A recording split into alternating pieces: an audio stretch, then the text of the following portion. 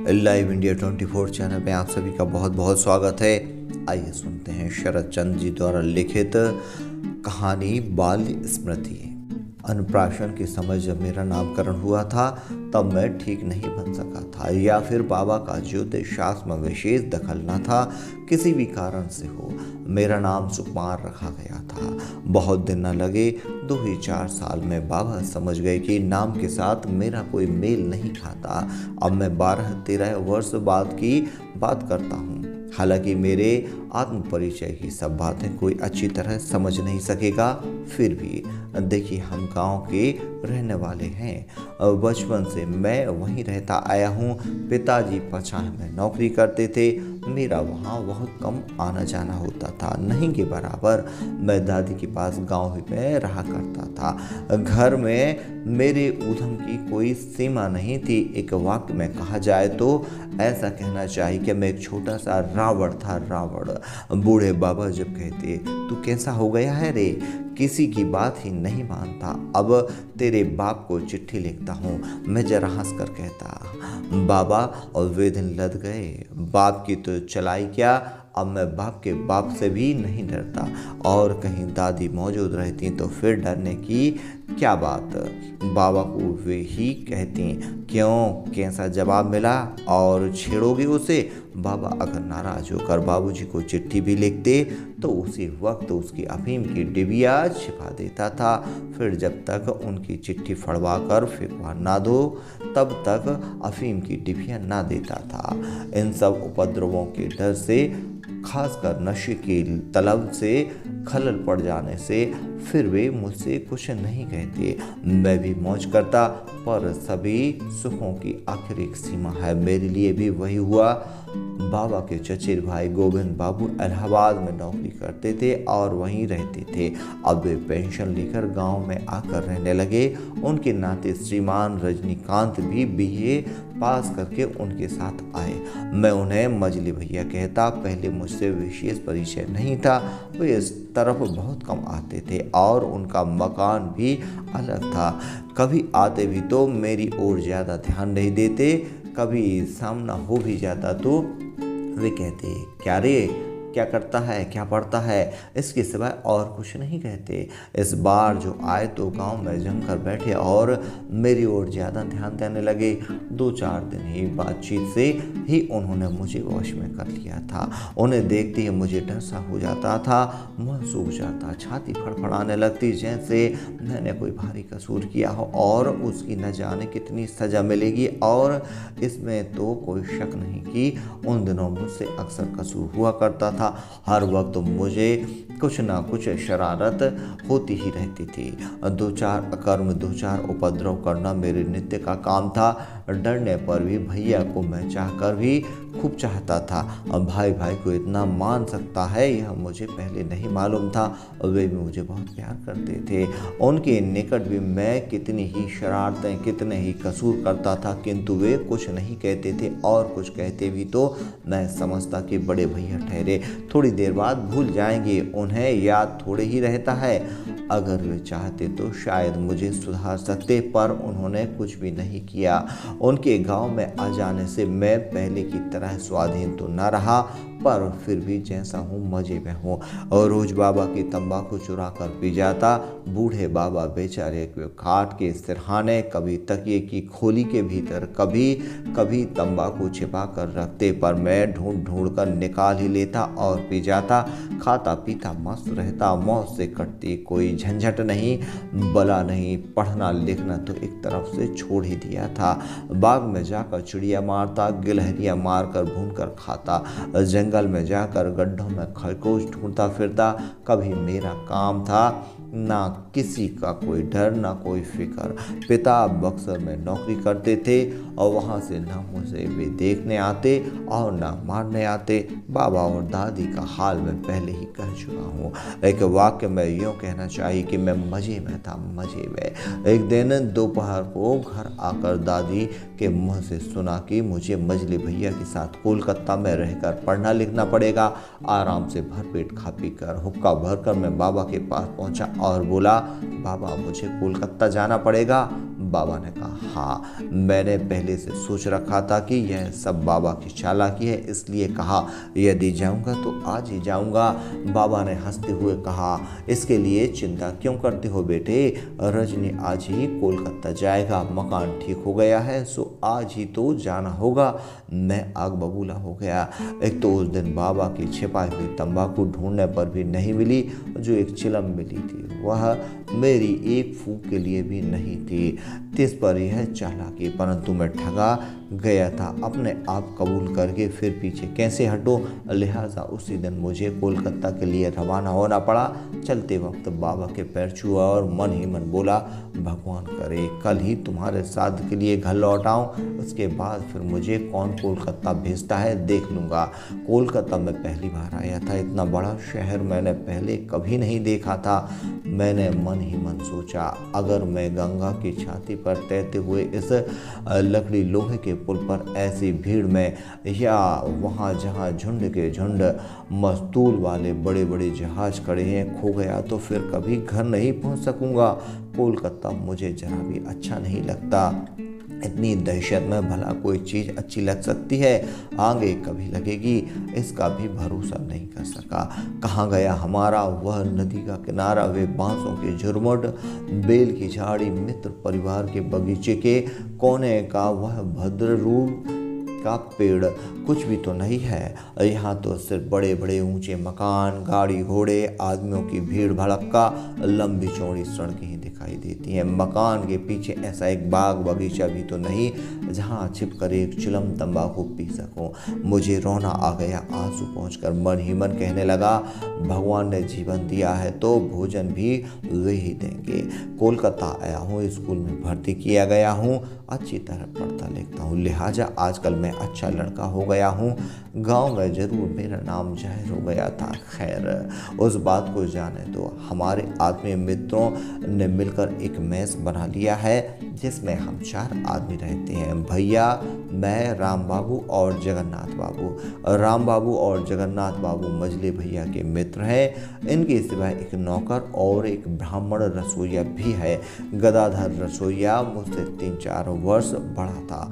ऐसा भला आदमी मैंने पहले कभी नहीं देखा। मोहल्ले के किसी भी लड़के से मेरी बातचीत नहीं हुई और ना ही किसी से मेलजोल ही हुआ, मगर गदाधर बिल्कुल भिन्न प्रकृति का आदमी होने पर भी मेरा अंतरंग मित्र हो गया। मेरे साथ उसकी खूब घुटती, कितनी गपशप उड़ती, इसका कोई ठिकाना नहीं। वह मेदिनीपुरी जिले में गांव का रहने वाला था। वहाँ की बातें और उसका बाल्य इतिहास आदि मुझे बड़ा अच्छा लगता था। उसके गांव की बातें मैंने इतनी बार सुनी है कि मुझे अगर उसके गांव में आंखों पर पट्टी बांधकर अकेले छोड़ दिया जाए तो शायद मैं तमाम गांव में और उसके आसपास मजे से घूम फिर सकूंगा। और रविवार को मैं उसके साथ किले के मैदान में घूमने जाया करता था। शाम को रसोई घर में बैठकर ताश खेलता रहता। रोटी खाने के बाद चौका उठ जाने पर उसके छोटे हुक्के से दोनों मिलकर तंबाकू भी पी लिया करते। सभी काम कम दोनों मिलकर एक साथ करते। मोहल्ले पड़ोस में और किसी से मेरी जान पहचान नहीं हुई। मेरा तो साथी, संगी, यार, दोस्त, मोची टोले का भूलो, कीलो, कोखा, खानदार सब कुछ वही था। उसके मुंह से मैंने कभी बड़ी बात नहीं सुनी। झूठ मूठ ही सब उसका निदान करते थे। इससे मेरा जी चलने लगता, पर वह अपनी जबान से कभी किसी को जवाब ना देता, जैसे वास्तव में वह दोषी हो ही। सबको खिला पिलाकर सबसे पीछे जब वह रसोई घर में कोने में छिपकर छोटी सी पीतल की थाली में खाने बैठता तो मैं 1000 काम छोड़कर वहां पहुंच जाता। बेचारी की तकदीर ऐसी थी कि पीछे से उसके लिए कुछ बचता न था, और तो क्या भात तक कम पड़ जाता। और किसी के खाने के समय मैं कभी उपस्थित नहीं रहा, परंतु ऐसा तो मैंने कभी नहीं देखा कि मुझे खाते वक्त कभी रोटी, दाल, भात, घी, तरकारी कम पड़ी हो। इससे मुझे बड़ा बुरा मालूम होता था। बचपन में मैंने अपनी दादी के मुंह से सुना है, वे मेरे लिए कहा करती थी, लड़का आधा पेट खा कर सूख के कांटा हो गया है, कैसे बचेगा। मगर मैं दादी से कहता, भरपेट कभी नहीं खा सकता। सूख जाऊं चाहे कांटा हो जाऊं, मुझे आधा पेट खाना ही अच्छा लगता था।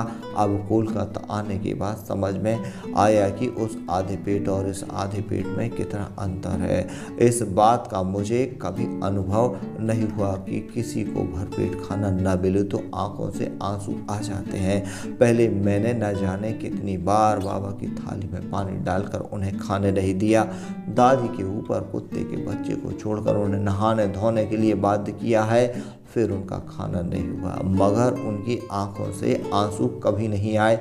दादी बाबा अपने घर के लोग मेरे पूज्य, जो मुझे खूब प्यार करते थे, उनके लिए मुझे कभी दुख नहीं हुआ, बल्कि जानबूझकर उन्हें अधभूखा और बिल्कुल भूखा रखकर मुझे परम संतोष हुआ है।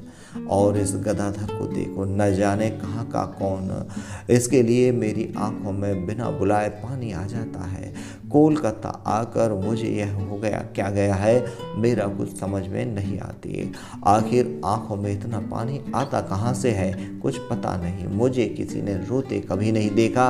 किसी बात पर जिद पकड़ जाने पर पाठशाला के पंडित जी ने मेरी पीठ पर साबुत की साबुत खजूर की झड़ियाँ तोड़ दी, फिर भी वे मुझे कभी रुला नहीं सके। लड़के कहते सुकुमार की देह पत्थर की है, मैं मन ही मन कहता देह नहीं बल्कि मन पत्थर का है। मैं नन्हे बच्चे की तरह रोने लगता। दरअसल रोने में मुझे बड़ी शर्म मालूम होती थी, अब भी होती है, पर सब संभलता नहीं। छिपकर जहाँ कोई देख ना सके रो लिया करता हूँ। जरा रोकर चटपट आंखें पोंछ कर संभल जाता हूँ। जब स्कूल जाता हूँ तो रास्ते में सैकड़ों भिखारी भीख मांगते नजर आते हैं। किसी के हाथ नहीं है, किसी के पैर नहीं है, कोई अंधा है। इस तरह न जाने कितने तरह के दुखी देखता हूँ। मैं तो तिलक लगाकर, खंजरी बजाकर, जो जय राधे कहकर भीख मांगते हैं उन्हें जानता था। फिर ये सब भिखारी किस तरह के हैं, मैं भीतर ही भीतर बहुत ही दुखित होकर कहता, भगवान इन्हें मेरे गांव में भेज दो। खैर अभागे भिखारियों की बात जाने दो, अब मैं अपनी बात करता हूँ। देखते देखते आंखें उसकी आधी हो गईं, पर मैं विद्यासागर नहीं बन सका। बीच बीच में हमारे देश की माता सरस्वती ने जाने कहाँ से आकर कंधे पर सवार हो जाती। मैं नहीं कह सकता, उनकी आज्ञा से कभी कभी मैं ऐसा सत्कर्म कर डालता था कि अभी मुझे उन सरस्वती जी से घृणा हो जाया करती है। डेरी पर किसका कौन सा अनिष्ट किया जा सकता है, रात दिन में इसी फिक्र में रहता। एक दिन की बात है, बाबू ने घंटे भर मेहनत करके अपनी धोती चुनकर रखी। वे शाम को घूमने जाएंगे। मैंने मौका पाकर उसे खोलकर सीधा करके रख दिया। शाम को आकर धोती की हालत देखते ही बेचारे तकदीर ठोककर बैठ गए। मैं फूला नहीं समाया। जगन्नाथ बाबू का ऑफिस जाने का समय हो गया है। जल्दी जल्दी खा पी कर किसी तरह ऑफिस तक पहुंच जाना चाहते हैं।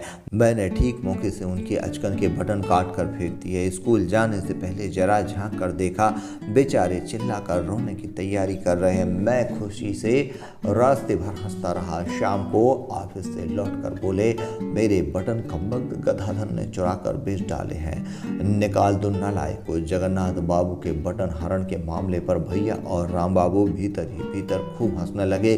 भैया ने कहा, कितने तरह के चोर होते हैं, कोई ठीक है पर बटन तोड़कर बेच खाने वाला चोर तो आज ही सुना। जगन्नाथ बाबू भैया की ऐसे चुटकी से और भी आग बबूला हो गए। बोले, नालायक ने सवेरे नहीं लिए, शाम को नहीं लिए, रात को नहीं लिए, ठीक ऑफिस जाते वक्त बदमाशी तो देखो, दुर्गति की हद कर दी। उन्हें एक काला फटा कुर्ता पहनकर ऑफिस जाना पड़ा। सब हंस पड़े। जगन्नाथ बाबू को भी हंसना पड़ा, पर मैं नहीं हंस सका। मुझे डर हो गया कहीं गदाधर को सचमुच ही न निकाल दें। वह बेचारा बिल्कुल निर्बोध है, शायद कुछ कहेगा भी नहीं, चुपचाप सारे का कसूर अपने ऊपर ले लेगा। अब मजले भैया शायद समझ गए कि किसने बटन लिए हैं। गरीब गदाधर पर कोई जुल्म नहीं किया गया, पर मैंने भी उस दिन से प्रतिज्ञा कर ली कि अब ऐसा काम कभी ना करूँगा जिससे मेरे बदले दूसरे पर कोई आफत आए। ऐसी प्रतिज्ञा मैंने पहले कभी नहीं की थी और कभी करता भी या नहीं कह सकता। सिर्फ गदाधर के कारण ही मुझे अपने मार्ग से विचलित होना पड़ा। मुझे उसने मिट्टी का कर दिया। किस तरह किसका चरित्र सुधर जाता है इस बात को कोई नहीं कह सकता।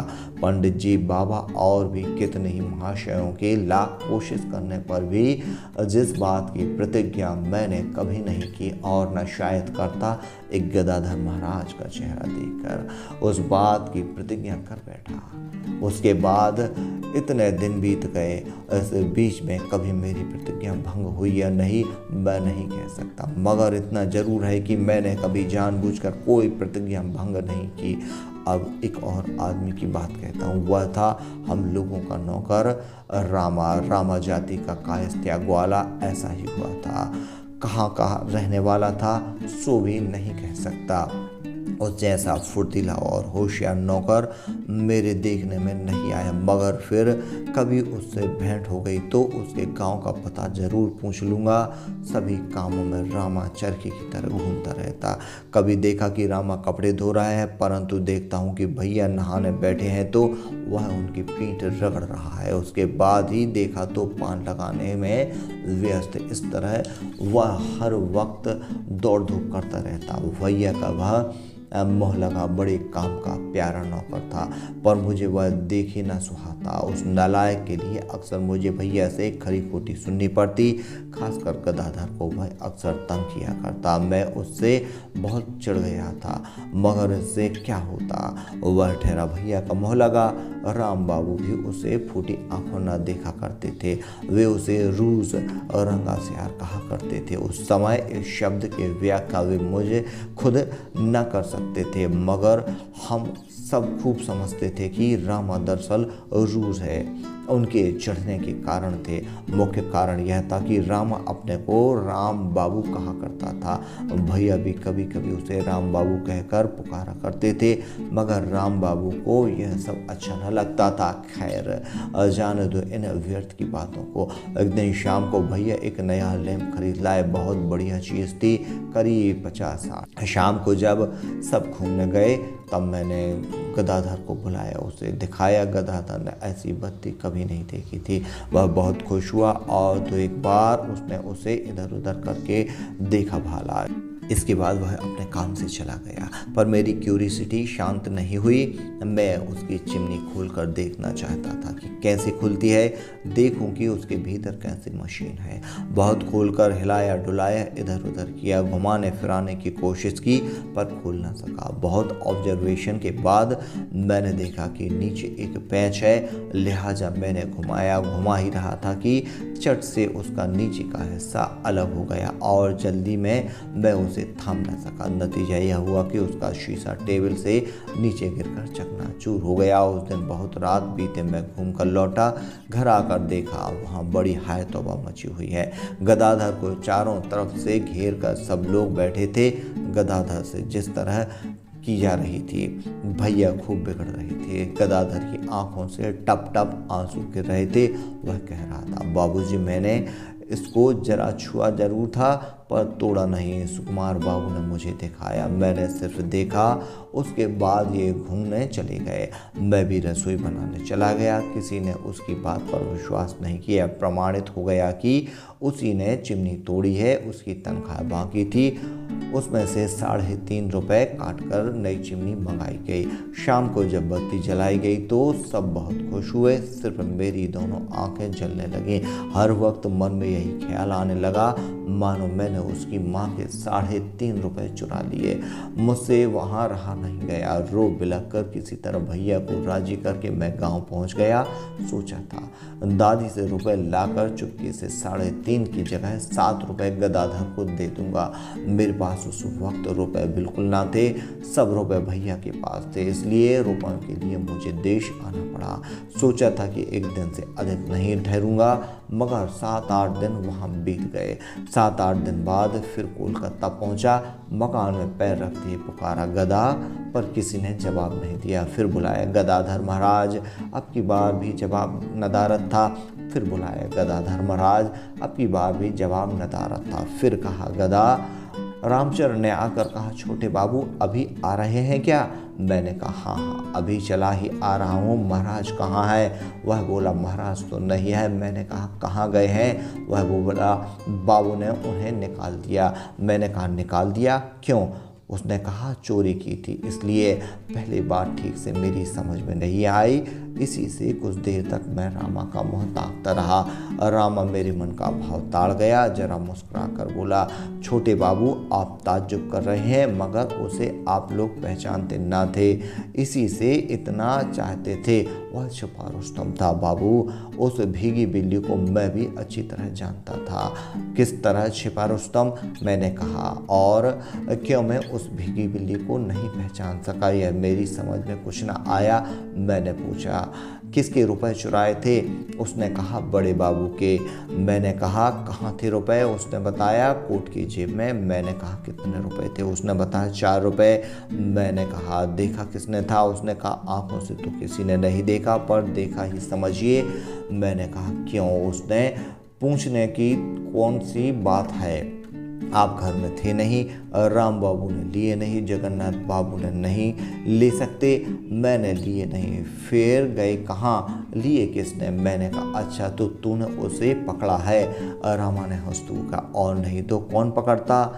ठनठनिया का जूता आप आसानी से खरीद सकते हैं, ऐसा मजबूत जूता शायद ही और कहीं नहीं बनता। उसी से मैंने उसकी खूब धुनाई की। मैंने रसोई में जाकर रो पड़ा। उसका वह छोटा सा काला हुक्का एक कोने में पड़ा था, उस पर धूल जम गई। आज 4-5 रोज से उसको किसी ने छुआ भी नहीं, किसी ने पानी तक नहीं बदला। दीवार पर एक जगह कोयले से लिखा था सुकुमार बाबू मैंने चोरी की है, अब मैं यहाँ से जाता हूँ, अगर जिंदा रहा तो फिर कभी आऊँगा।